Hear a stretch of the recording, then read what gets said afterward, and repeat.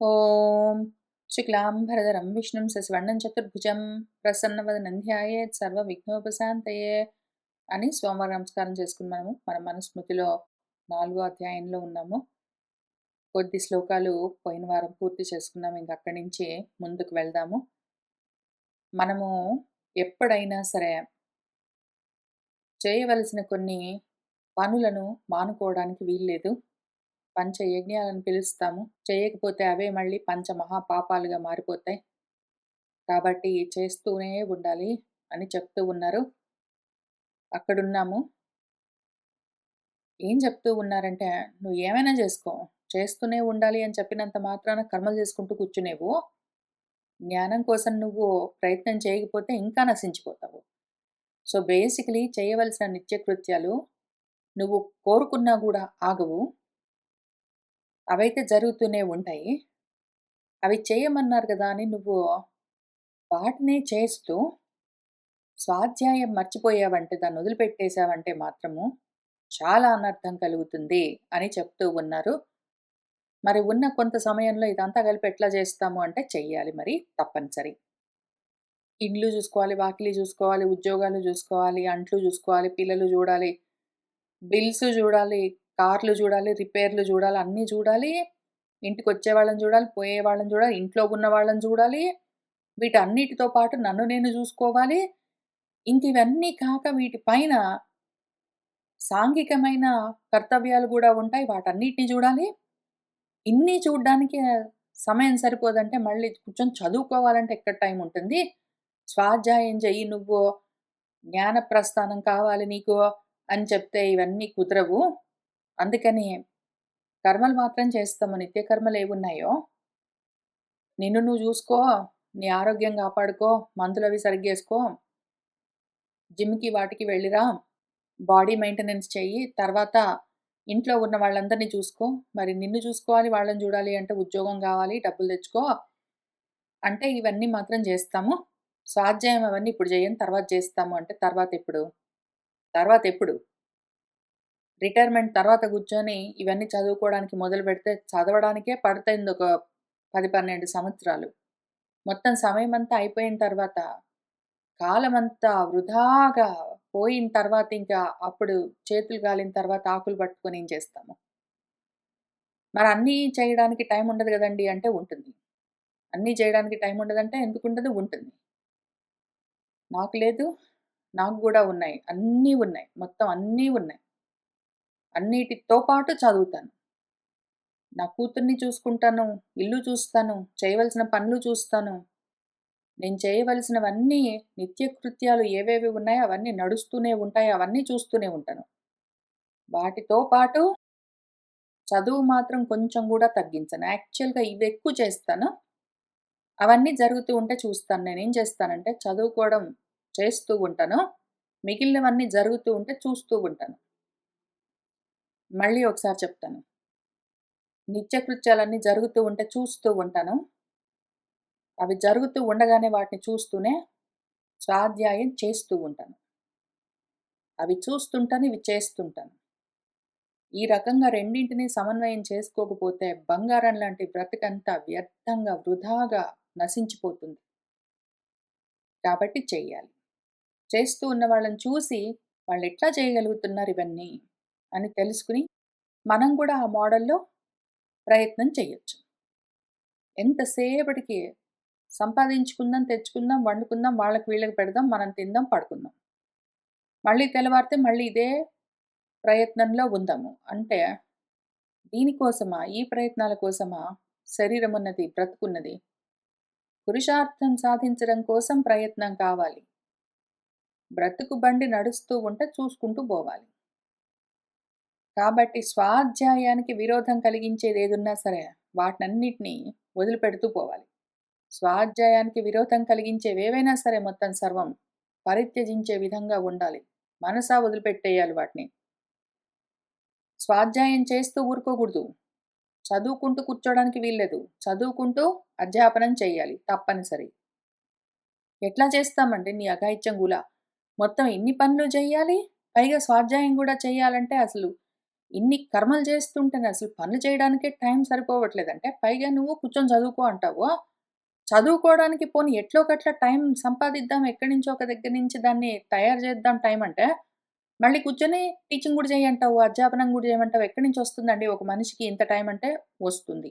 చేస్తున్న వాళ్ళున్నారు. చుట్టూ ఉన్నారు చూడండి. చూసి అట్లాంటి వాళ్ళని చూసుకొని, వాళ్ళని రోల్ మోడల్‌గా పెట్టుకొని ప్రయత్నం చేయొచ్చు. కాబట్టి నిత్య కర్మలు ఆగడానికి వీల్లేదు. అవాగవు. స్వాధ్యాయం తప్పనిసరి. వదిలిపెట్టడానికి వీల్లేదు. చదువుకుంటూ కూర్చుంటే సరిపోదు.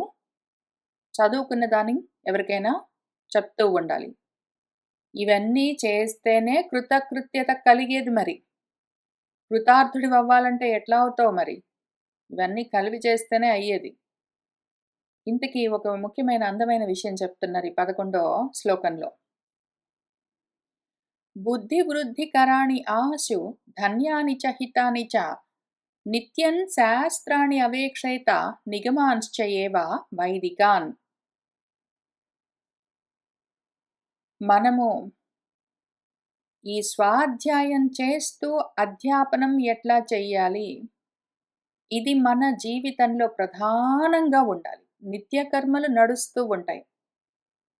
వాటితో పాటే అవి నడుస్తూ ఉంటే, అవి జరుగుతూ ఉంటే వాటిని చూస్తూనే ఇవి మాత్రము శ్రద్ధగా చేస్తూ ఉండాలి.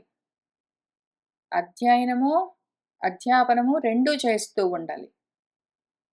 అవి ఏ విధంగా చెయ్యాలి? ఏదో ఒకటి చదవడం, ఏదో ఒకటి చెప్పడం గాదు మళ్ళీ పైగా. అంటే నువ్వు చదువుకోమన్నావు గాబట్టి, చదువుతాను, నాకు నచ్చింది చదువుతాను కాదు. ఏదో ఒకటి చదవడం, నీకు తోచింది చదవడం, నీకిష్టం వచ్చింది పక్కన వాళ్ళకి చెప్పడం గాదు. అవి హితకరమై ఉండాలి. భగవత్ వచనాలై ఉండాలి.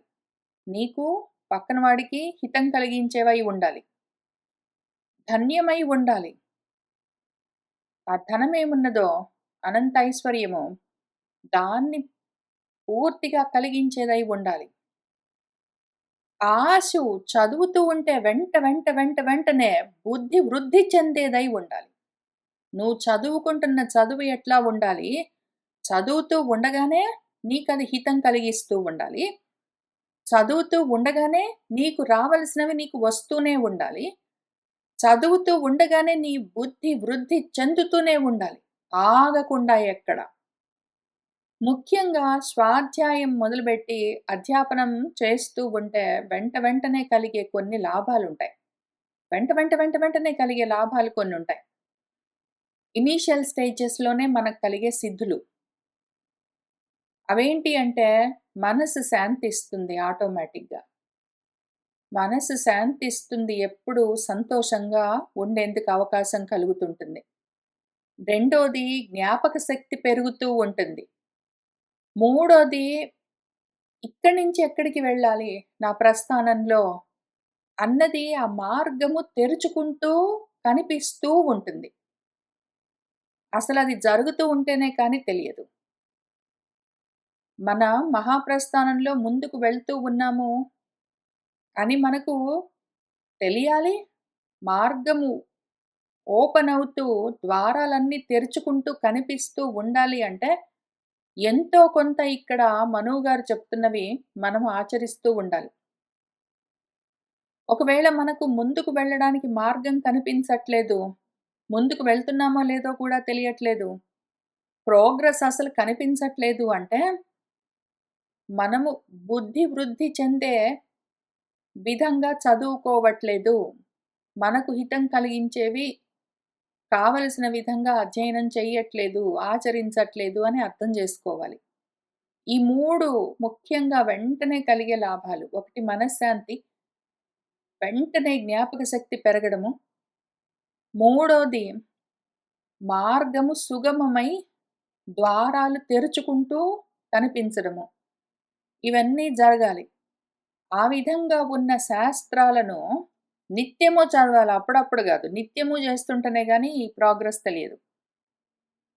వైదికమైన వాటిని నిగమాలను, వేదాలను, శాస్త్రాలను అవేక్షేత పోద్ధస్తమానం చూస్తూనే ఉండాలి. పోద్ధస్తమానము వేదోపనిషత్తులను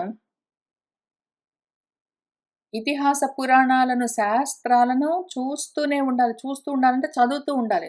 చదువుతూ ఉండాలి, చెప్తూ ఉండాలి. స్వాధ్యాయం చేస్తుండాలి, అధ్యాపనం చేస్తూ ఉండాలి, నిత్యము చేస్తూ ఉండాలి. చేస్తూ ఉంటే వెంటనే బుద్ధి వృద్ధి చెందుతూ ఉంటుంది. దేహము, జ్ఞాన విగ్రహము వృద్ధి చెందుతూ ఉండాలి. లోపల తెలుస్తూ ఉండాలి మనకు. ఆ విధంగా జరుగుతుంది. చూసుకోండి అని చెప్తున్నారు. యథా యథా హి పురుషః శాస్త్రం సమధిగచ్చతి తథా తథా విజానాతి విజ్ఞానం చ అస్య రోచతే.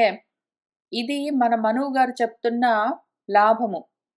మనము చదువుకోవడం, చెప్తూ ఉండడము, స్వాధ్యాయము, అధ్యాపనము మొదలుపెట్టిన కొత్తలోనే మనకు కలిగే కొన్ని లాభాలు, ఒక 3 రకాల లాభాలు నేను చెప్తూ వచ్చాను గదా! మన మనువు గారు గూడా ఒకటి చెప్తున్నారు. ఆయనేమంటున్నారు? యథా యథా ఏ ఏ విధంగానైతే మనిషి శాస్త్రాన్ని పొందుతూ ఉంటాడో, అంటే చదువుకుంటూ, తెలుసుకుంటూ, అర్థం చేసుకుంటూ, ఆచరిస్తూ ఉంటాడో, తదా తదా అదే విధంగా వాడికి దాన్ని అనుసరించి వాడు తెలుసుకుంటూ ఉన్న విజ్ఞానం పైన వాడికి రుచి పెరుగుతూ ఉంటుంది. మన మనువు గారు 2 చెప్తున్నారిక్కడ. ఒకటి, మనిషి అసలు అవి చదువుకోవడం మొదలుపెడితే, అసలు చదవడం అయితే మొదలుపెట్టు నువ్వు. అసలు ఉన్నాయని తెలియదు. తర్వాత వాటిని చదువుకోవాలన్న బుద్ధి పుట్టదు. కానీ మాత్రం వాటికి పూజలవన్నీ చేసుకుంటూ కూర్చుంటావు అంటే ఉపయోగం లేదు గానీ, ఆ శాస్త్రాలను తియ్యి, దుమ్ము దులుపు, ఎదురుగా బెట్టుకో. అదే పనిగా చదువుతూ ఉండు. నీకర్థమైన దాన్ని చెప్తూ ఉండు. ఇట్లా చేశావనుకో, ఆ విధంగా శాస్త్రాన్ని వాడెప్పుడైతే పొందుతూ ఉంటాడో, వాడు అందులో ఉన్న విషయాన్ని తెలుసుకుంటూ ముందుకు వెళ్తూ ఉంటాడు. వాడికి అర్థమవుతూ ఉంటే ఏమైతుంది, ఆ జ్ఞానం వల్ల దాని మీద వాడికి రుచి పెరుగుతుంది.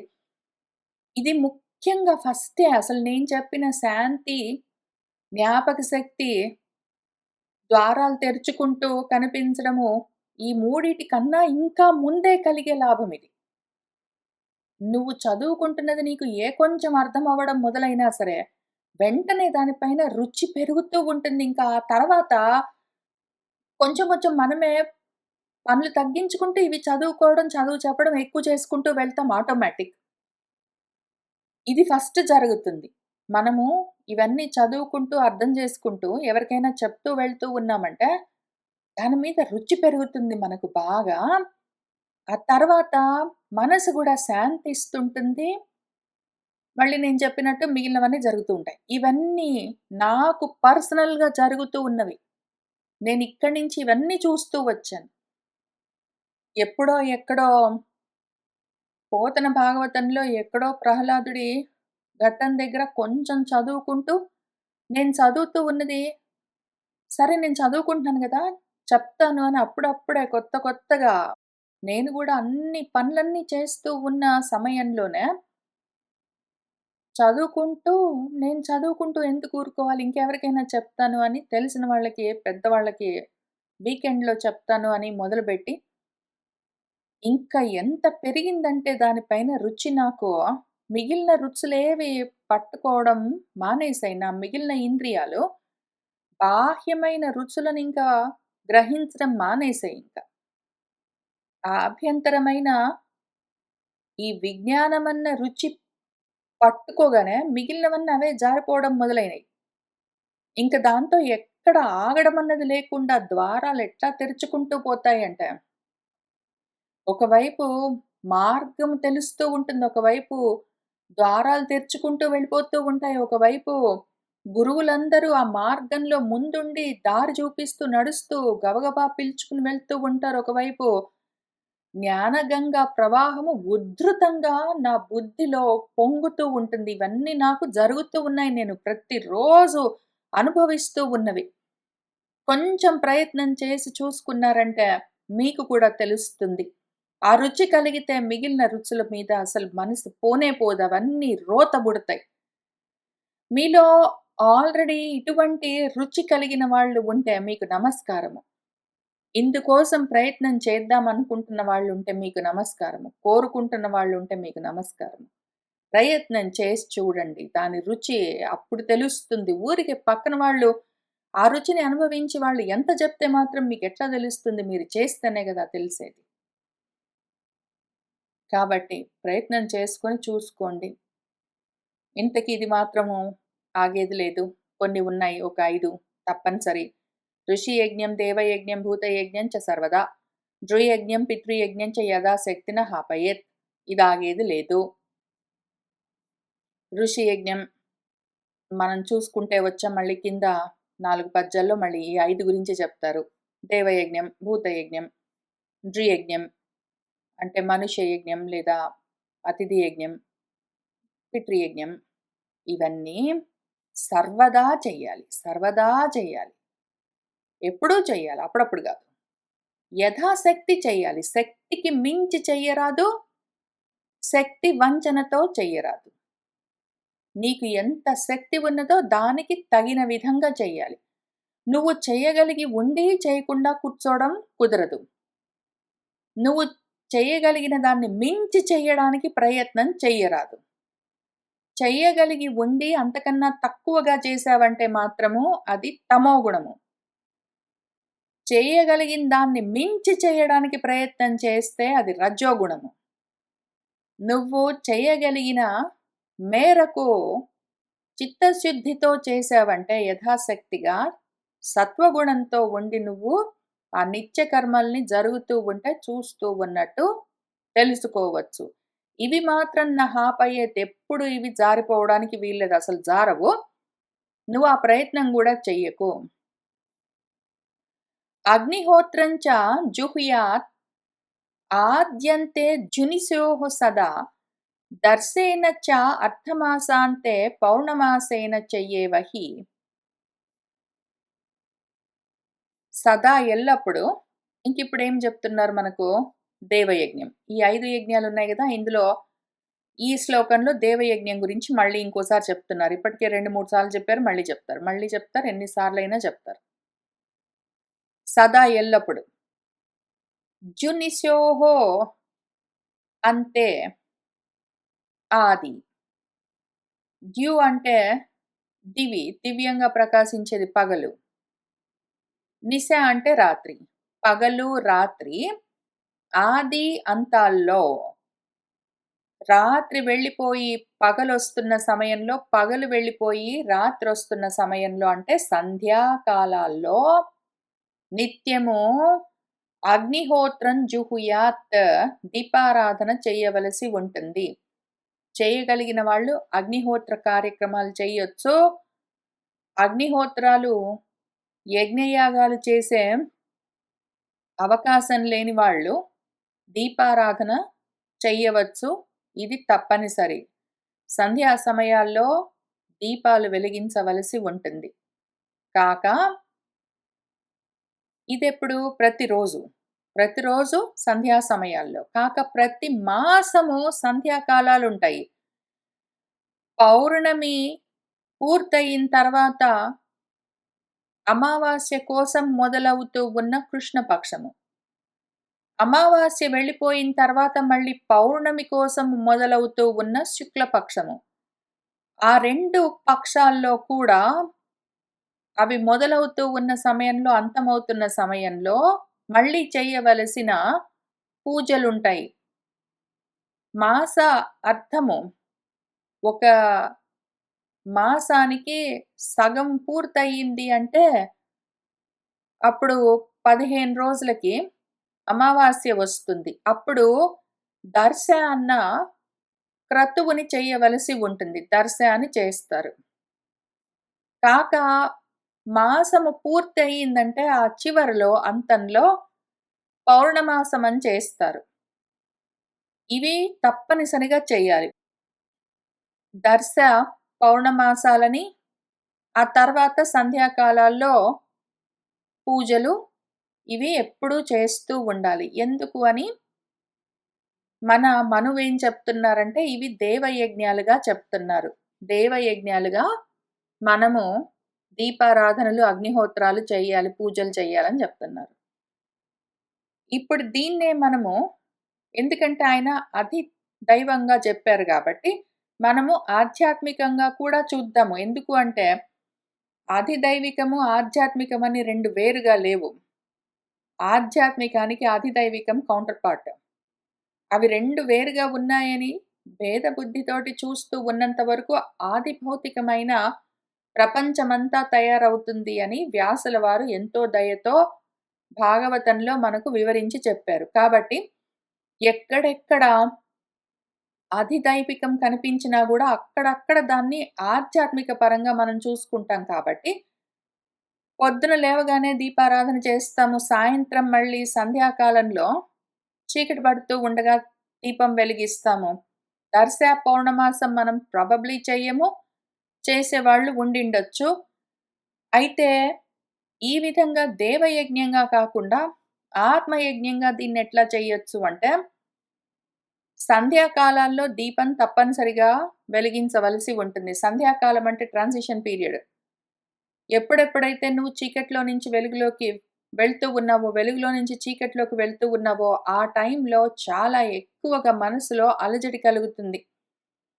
యాక్చువల్‌గా భౌతికంగా బయట కాలపరంగా నిజంగా ఆకాశంలో భౌతికంగా పంచభూతాల్లో ఒకటైన ఆకాశంలో సూర్యుడు భూగోళ పరంగా ఖగోళ పరంగా ఇక్కడ గోళాలుగా ఉన్న సూర్యుడు ఒక గోళము అక్కడ ఉంటే భూగోళం దాని చుట్టూ తిరగడం వల్ల ఏదో సాయంత్రమైంది, ఏదో పగలయింది, రాత్రయింది, పగలయిందని ఏవో కాలాలు తయారవుతూ ఉంటే దాన్ని బట్టి చేసే ఇంట్లో దీపారాధన, దీపంలో యాక్చువల్‌గా ఒక కుందులో నూనె పోసి దానికి ఏదో ఒత్తి వేసి అని ఆ రకంగా వెలిగించే అంత మాత్రమే గాదు. ఒక్క క్షణం నుంచి ఒక క్షణానికి, ఒక ఆలోచనకి మధ్యలో కూడా ఎంతో అలజడి కలిగే అవకాశం ఉంటుంది. ఆ టైంలో చాలా క్షోభ కలుగుతూ ఉంటుంది. అటువంటి సమయంలో ఎప్పుడు జ్ఞానమన్న దీపాన్ని వెలిగించుకునుండు. యాక్చువల్‌గా పగలు, సాయంత్రం పొద్దునుంచి సాయంత్రం, సాయంత్రం నుంచి పగలని గాదది. ఎప్పుడు ఆత్మజ్యోతిని నువ్వు ఆరకుండా వెలిగించుకుని ఉన్నావు అంటే, ఇంక సమయాలని బయట గాని, లోపల గాని చూడవలసిన అవసరం ఉండదు. కాక ఒక మాసం ఉన్నది అంటే, ఆ మాసంలో సగం వరకు వచ్చావు అంటే దర్శ చెయ్యి అని చెప్తున్నారు. మా ఆశ ఇక్కడ ఉండడం ఈ మాయలో ఆసము. మాయలో ఉండడం మాసం. ఈ మాయలో ఉన్నావు గదా! ఇందులో సగం దారికొచ్చావనుకో ఆత్మ వైపుకు నీ ప్రస్థానంలో నువ్వు అర్ధభాగం వచ్చేసావనుకో సగం దారికొచ్చావు. ఆది దైవికమని, ఆధ్యాత్మికని వేరుగా చూస్తేనే ఆది భౌతికమైన ఈ మొత్తం ప్రపంచమంతా వచ్చింది. ఇదంతా ఇట్లానే ఉంటుంది. కర్మలతో నాకు సంబంధం లేదు. అవి జరుగుతూ ఉంటాయి. నిత్య కర్మలు చూస్తూ ఉంటాను. ఆధ్యాత్మిక సాధన మాత్రం మానుకోనని ఇట్లాంటివన్నీ మనం ఏం చెప్పుకుంటున్నావో, అవన్నీ ఎక్కడి నుంచొస్తున్నాయి ఆ మాటలు? మన సాధన సగం దారికొస్తేనే మరి ఇట్లాంటి మాటలన్నీ వస్తూ ఉంటాయి ఆధ్యాత్మికంగా మాత్రమే మనకి. కాబట్టి ఆ విధంగా మనము ఈ మాయలో నుంచి బయటపడేందుకు సగం దారికొచ్చేసిన తర్వాత దర్శనం చేయాలి. ఇప్పుడు దర్శనం చేస్తూ ఉండాలి. అక్కడ జరుగుతూ ఉన్నదేంటి? ఆది భౌతికమేమి, ఆధ్యాత్మికమేమి, ఆది దైవికమేమి, అసలు ఆత్మకు సంబంధించిన విషయమేమి అని ఆ దర్శనం మొదలుపెట్టాలి. అది చేయవలసిన వ్రతం. దర్శ పౌర్ణమాస వ్రతాలంటే, ఇదిగో దర్శనం మొదలుబెట్టు నువ్వు. కనీసం ఇంత సగం దారికొచ్చావంటే నువ్వు ఆత్మ సాధనలో, నీ ఆధ్యాత్మిక సాధనలో సగం దారికొస్తే ఇప్పటికి గూడా నీకు దర్శనం కలగట్లేదంటే, అనాత్మలను కనీసం నువ్వు అనాత్మలుగా దర్శనం చెయ్యలేకపోతే, మాయను మాయగా దర్శనం చేయలేకపోతే, మాయలోనే ఆసం ఇంకక్కడే ఉంటావు. తర్వాత ఇంక అంతమైపోతూ ఉంటే, ఈ మాయ మొత్తం అంతమైపోతూ ఉంటే, మాయలో ఉండడం అన్నది అంతమైపోతూ ఉన్న సమయంలో పౌర్ణమి ఇంక దాన్ని దర్శనం చేసేదేం లేదు. పౌర్ణంగా ఆశ ఉంటావట్లా. ఆ రకంగా ఉండడం అన్నది వ్రతంగా చెయ్యాలి. అది సాధించిన దాకా ఇంక దాన్ని పట్టు వదలకుండా ప్రయత్నం చేస్తూ వెళ్ళాలని చెప్తూ ఉన్నారు. దీన్ని మనము ఆది దైవికంగా, ఆధ్యాత్మికంగా కూడా చూసుకుంటూ వెళ్ళాము. ఇప్పుడు నృయజ్ఞం గురించి చూద్దాము. ఆసన, అసన శయ్యాభిః అద్భిః మూల ఫలేన వా నా అస్య కశ్చిత్ వసేత్ గేహే శక్తితః అనర్చితః అతిథిః. కశ్చిత్ అతిథిః, ఒక్క అతిథి కూడా గేహే నీ ఇంటికొచ్చాడంటే వాడు శక్తితః నీ శక్తికి సరిపోయిన విధంగా, నీ శక్తికి మించి గాదు, నువ్వు చేయగలిగిన దానికన్నా తక్కువ గాదు. నీ శక్తికి తగిన విధంగా వాడికి కావలసినవన్నీ చూడవలసి ఉంటుంది. ఆసనం ఎక్కడ కూర్చుంటాడో, అసనము ఏమి తింటాడో, శయ్య ఎక్కడ పడుకుంటాడు, ఆదిభిః మొదలైనవి, అద్భిః మంచినీళ్ళు, మూలాలు కందమూలాలు, ఫలాలు పళ్ళు, ఇటువంటివేవైనా సరే అతిగా చేయవలసిన పని లేదు. అల్పంగా చేయవలసిన పని లేదు. యథాశక్తి చూసుకోవలసి ఉంటుంది. ఎప్పుడూ కూడా నీ ఇంటికి వచ్చిన అతిథి నీ ఇంట్లో అనర్చితః నా వసేత్, ఇంటికొచ్చిన వాడిని పట్టించుకోకుండా వాడెక్కడ కూర్చుంటాడు, ఎక్కడ పడుకుంటాడు, వాడేమి తింటాడో అన్నవేవి చూసుకోకుండా ఉండడానికి వీల్లేదు. ఆ విధంగా ఆయనకు చేయవలసిన ఉపచారాలు మనం యథాశక్తి చేయవలసి ఉంటుంది. తప్పనిసరి ఇది. ఆ తర్వాత ఇప్పుడు పెద్దల కోసము పితృయజ్ఞం ఎట్లా చెయ్యాలి అని చూపిస్తున్నారు. పితరులంటెవరు? పెద్దలు. విద్యా వృద్ధులు, వయోవృద్ధులు, అనుభవ వృద్ధులు, అటువంటి వాళ్ళు. వాళ్ళని ఏ విధంగా చూసుకోవాలని చెప్తున్నారు. వేద విద్యా వ్రత స్నాతాన్ శ్రోత్రియాన్ గృహమేధినః పూజయేత్ హవ్య కవ్యేన విపరీతాంశ్చ వర్జయేత్. గృహమేధి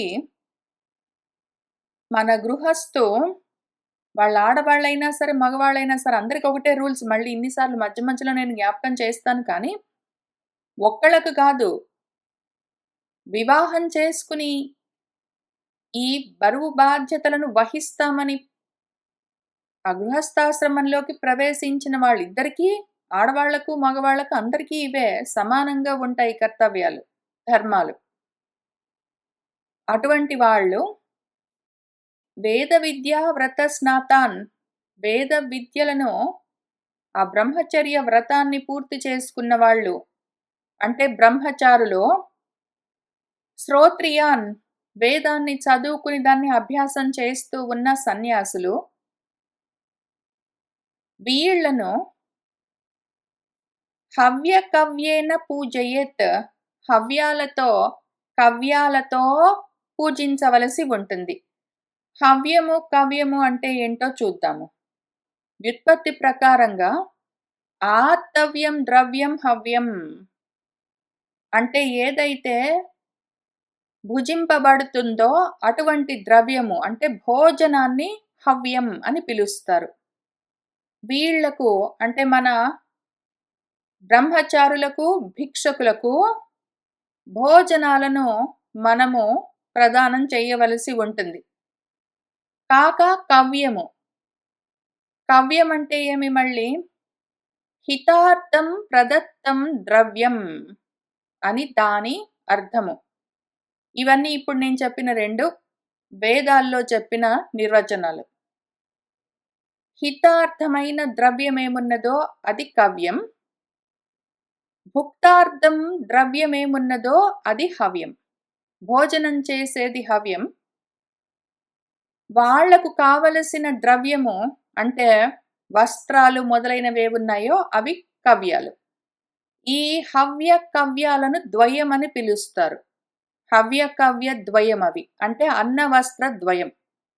హవ్య కవ్య ద్వయం అంటే, హవ్య కవ్యాలంటే అన్న వస్త్ర ద్వయాలు అని అర్థం. మనం ఏం చేసామంటే అన్న వస్త్ర ద్వయం, అన్నము వస్త్రము అన్నది ఒక ద్వయం, ఒక సెట్. ఎవరైనా భిక్షకులు అంటే ఎవరు? సన్యాసులు. ఈ భిక్షకులు గాని బ్రహ్మచారులు గాని మన ఇంటికి వస్తే వాళ్లకు హవ్య కవ్యాలు ఇవ్వాలి అంటే అన్న వస్త్ర ద్వయాలను ఇవ్వాలి. వాళ్ళకు కావలసిన వస్త్రాలు, వాళ్ళకు కావలసిన భోజనాదులు, భోజనము, వస్త్రం ఒకటే కాదు, వస్త్రాలు, వాటితో పాటు ఇంకేమైనా వాళ్ళకు కావలసిన వస్తువులు ఏమైనా ఉంటే వాటిని ఇవ్వవలసి ఉంటుంది. మనము ఈ అన్నవస్త్రద్వయంలో అన్నాన్ని పక్కన పెట్టి దాన్ని వదిలిపెట్టి డ్రాప్ చేసుకుని, వస్త్రద్వయం అని పెట్టుకుని 2 పీసెస్‌గా ఉన్న వస్త్రాలు 2 ఉండాలి. ఏదో ఒక పంచ, ఒక ఉత్తరీయము, లేతే ఒక చీర, ఒక జాకెట్ అన్నట్ల 2 ఉండాలి. ఒకటి ఇవ్వడానికి వీల్లేదని వస్త్రద్వయాన్ని తయారు చేసుకున్నాం. అది వస్త్రద్వయం గాదు. దాని పూర్తి ఫార్మ్ అన్నవస్త్రద్వయం. అన్నము, వస్త్రము. హవ్య, కవ్యం అది. వాటిని వీళ్ళకు మన బ్రహ్మచారులకు, బ్రహ్మచర్యాశ్రమంలో ఉన్న వాళ్లకు, భిక్షుకులకు, సన్యాసాశ్రమంలో ఉన్న వాళ్లకు ఇవ్వవలసి ఉంటుంది. విపరీతాన్ వర్జయేత్. వీటికి విరుద్ధంగా ఏవున్నాయో వాటిని ఇవ్వడానికి వీల్లేదు. ఏది పడితే అది వాళ్ళకి ఇవ్వడానికి వీల్లేదు. ఎవరికి పడితే వాళ్లకు హవ్య కవ్యాలు ఇవ్వడానికి వీల్లేదు. కాబట్టి జాగ్రత్తగా ఏవి ఎవరికి ఇస్తున్నామో తెలుసుకుని ఇవ్వవలసి ఉంటుంది అని చెప్పారు. ఆ తర్వాత శక్తితః అపచమానేభ్యః దాతవ్యం గృహమేధినా సంవిభాగః చ భూతేభ్యః కర్తవ్యః అనుపరోధతః. అట్లానే శక్తి వంచన లేకుండా యథాశక్తి, శక్తికి మించి గాదు, శక్తికి తగ్గి గాదు, యథాశక్తిగా అపచమానేభ్యః, ఎవరైతే స్వయంగా వంట చేసుకోలేని వాళ్ళుంటారో, వాళ్ళు ఏదో కష్టాల్లో ఉన్న వాళ్ళుంటారు. వాళ్లకు ఆరోగ్యాలు బాలేని వాళ్ళుంటారు. లేదా ఏదో ఒక ఆధులతో, వ్యాధులతో ఉన్న వాళ్ళుంటారు. అటువంటి వాళ్ళందరికీ స్వయంగా వాళ్లకు వంట చేసుకునే సౌలభ్యం లేదు. వాళ్ళకి ఇల్లు లేదు. వంట చేసుకునేందుకు అవకాశం లేదు అంటే అటువంటి వాళ్ళెవరున్నారో సంఘంలో, అటువంటి వాళ్ళందరికీ కూడా గృహమేధి భోజనాన్ని ప్రదానం చేయవలసి ఉంటుంది. అట్లానే వాళ్ళకేమి కావాలి, ఏమైనా వస్తువులు, వాళ్ళు కట్టుకునే బట్టలేమైనా ఉంటే ఎప్పుడైనా ఇవ్వగలిగితే ఏమైనా వస్త్రదానాలు, అన్నదానాలు అట్లాంటివన్నీ చేయవలసి ఉంటుంది. ఆ తర్వాత అట్లానే భూతాలుంటాయి. ఇప్పుడు సొంతంగా వంట చేసుకోలేని వాళ్ళుంటారు ఎవరైనా, కష్టాల్లో ఉన్న వాళ్ళుంటారు. వాళ్లకు కూడా ఇవ్వాలి. కాక పాపము ఈ ప్రాణులుంటాయి. కుక్కలో, పిల్లులో, కాకులో ఏవైనా సరే వాటికి కూడా సొంతంగా ఒకవేళ భోజనం దొరికేందుకు అవకాశం ఉండొచ్చు, ఉండకపోవచ్చు ఊళ్ళల్లో.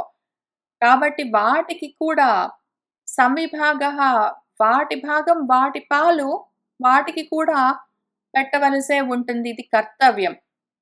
అయితే ఇవన్నీ చేస్తూ మన గృహమేధి, మన గృహస్థు వాణ్ణి వాడు హింసించుకోరాదు. అనుపరోధతః, వాడి ఇల్లు గడవకుండా. వాడికి ఇంట్లో చిన్నవాళ్ళుంటారు, పెద్దవాళ్ళుంటారు. చూసుకోవలసినవన్నీ ఉంటాయి. ఇల్లు గడవడానికి ఆయనకు కూడా, ఆమెకు కూడా చాలా అవసరాలుంటాయి మరి. వాటన్నిటిని పక్కన పెట్టి ఈ అన్నదానాలు, వస్త్రదానాలు, మిగిలినవేమైనా ఉంటే అవన్నీ చేసుకుంటూ కూర్చుంటాను అనడానికి వీల్లేదు. చెయ్యమన్నారు గదా అని తన మిగిలిన కర్తవ్యాలను పక్కన పెట్టి, మిగిలిన అవసరాలన్నింటినీ పట్టించుకోకుండా వాటికి అవరోధం కలుగుతుంటే గూడా చూసుకుంటూ, వీళ్ళందరికీ పెట్టాలని చెప్పారు గాబట్టి, ఇది నా కర్తవ్యం అన్నారు గాబట్టి నేను చేస్తానని చెయ్యరాదు. మెలకువతో తెలివి కలిగి చెయ్యాలి ఏదైనా. చెప్తూ ఉన్నదాన్ని అర్థం చేసుకుని ఎందుకు అంటున్నారు అని తెలుసుకుని, నొప్పింపక తానవ్వక చెయ్యవలసి ఉంటుంది అని చెప్తూ ఉన్నారు. ఇవాళ ఇక్కడికి ఆపుదాము. వచ్చే వారం మళ్ళీ కలిసి కూర్చొని ఇంకా ఏం చెప్తున్నారో తెలుసుకుంటూ ముందుకు వెళ్దాము. ఈలోగా నిత్యకర్మలైతే ఎట్లా ఆగవు, కానీ వాటి వెంటబడి స్వాధ్యాయాన్ని మాత్రం అలక్ష్యం చేయడానికి వీల్లేదు. స్వాధ్యాయం తప్పనిసరిగా చెయ్యాలి, కానీ అక్కడికి ఆగడానికి వీల్లేదు. స్వాధ్యాయం చేస్తూ అధ్యాపనం కూడా చెయ్యాలి. ఆత్మ మార్గం అత్యవసరము. ఇవన్నీ చేస్తూనే మళ్ళీ వచ్చి కూర్చుని చదువుకుంటూ ముందుకు వెళ్దాము. సర్వం శ్రీకృష్ణ పరబ్రహ్మ పాదారవిందార్పణమస్తు.